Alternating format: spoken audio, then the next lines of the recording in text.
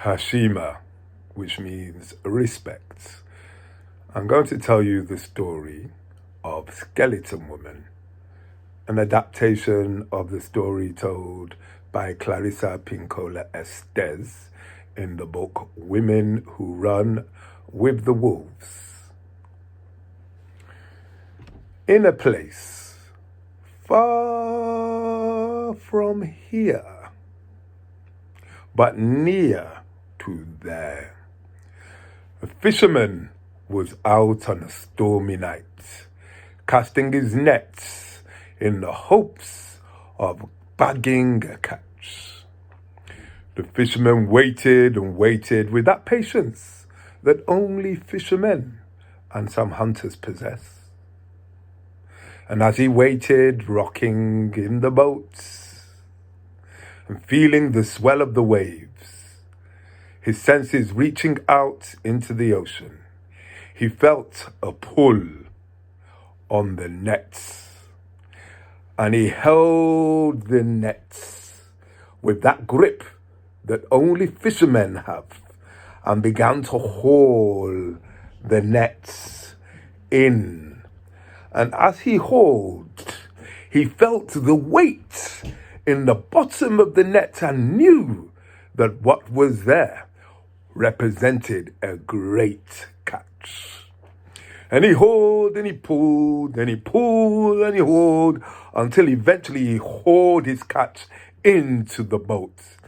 What he saw when the catch landed in the boat caused his tongue to cleave to his palate, caused his heart to beat like a drum thundering in his chest, for he had not caught a catch of fish. No, indeed, he had caught a skeleton with a few scraggly strands of hair protruding from its scalp. With a mighty yell, he threw the net back into the ocean and, feeling very spooked, rowed back to the shore. But unbeknown to him, the net had tangled up the skeleton, and although the man rowed at speed away from the source of his fear, the source of his fear followed behind him, pulled by him himself. And he rowed and he rowed and he rowed until eventually he grounded his boat on the beach, and he leapt from the boat, still possessed by fear, and ran, dragging his net with the skeleton within it all the way to his hut, whereupon he flung open the door, threw his net on the floor, and locked the door behind him, turned round, and saw to his horror the very skeleton tangled in his net that he had spent all that time getting away from. But when he looked at the skeleton in the net, he noticed that it looked very, very sorrowful, pathetic even, with old, bleached, salt-ridden bones, straggly pieces of hair, and he recognized that it was a skeleton of a woman, and he thought to himself, what befell such a person that she ended up a skeleton caught in my nets? And as he thought these thoughts and tried to visualize what her fate had been, tears came to his eyes as he felt compassion for the woman that lay before him, tangled in his nets, albeit a skeleton. And as his tears fell, a strange thing began to happen. Each place that the tear landed caused cells to grow.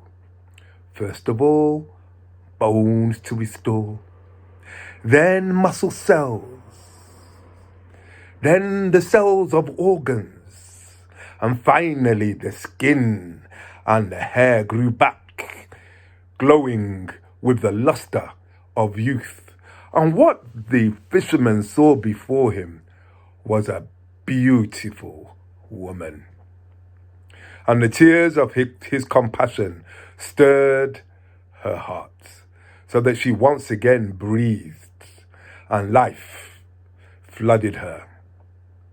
And she saw the source of her renewed life, the fisherman in his compassion. And the two of them, it is said, crawled into bed together and lived a long and happy life.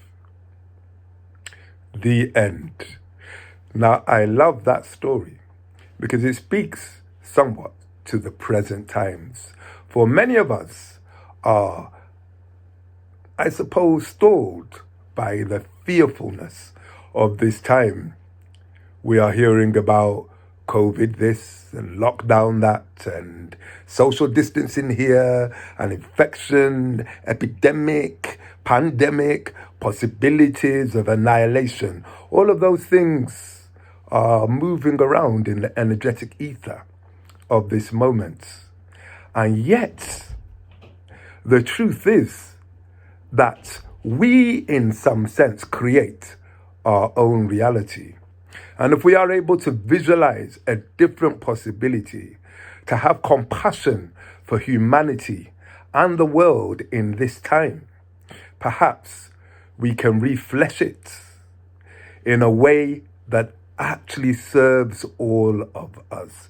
If our hearts are able to unite with our minds and conceive a different reality, a unified reality of unified hearts and unified minds, who knows what indeed we can create? We do not know, but what we do know is that compassion is a generative force. And married to faith, well, the possibilities are endless. So for me, the story of the skeleton woman speaks to the ragged bones of these times and the potential for growth, the potential for vision, and the potential for evolution. Hashima.